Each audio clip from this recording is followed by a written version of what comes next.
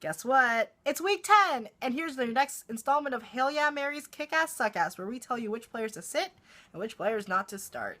So for my first kick-ass, it was a former suck-ass. Black and yellow. I'm going with kick-ass Ben Roethlisberger. He's been kicking ass the last 2 weeks against the Colts, against the Ravens. He's been making connections with Antonio Brown, with Martavis Bryant, with Martavis.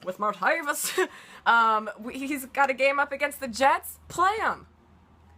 Yeah, why not? Play him. My kick-ass this week is LaShawn McCoy. Now, Shady's only been averaging 8.6 points per game, according to ESPN standard scoring. However, he's up against the terrible Carolina run D. And what happened to Carolina this year? I mean, weren't they supposed to be one of the top defenses? I had them, and I had to drop them. Anyway, so thanks.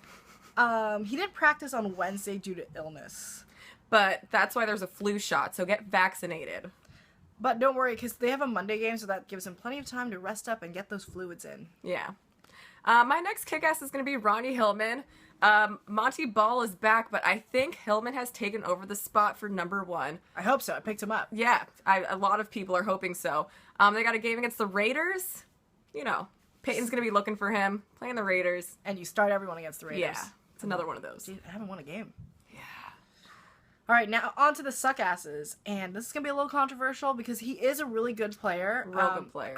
I'm not feeling Mike Wallace this week. It's tough. He's a good, he's a good receiver. Listen, last week again, Miami played my San Diego Chargers, and they just, demolished them. 37 points, but out of those 37 points, none of those 4 touchdowns were due to Mike Wallace, which means that there's plenty of options in Miami for Tannehill. On top of that, they're playing Detroit, which is a pretty tough against wide receivers, so I'm just not hot on that. Probably not this week.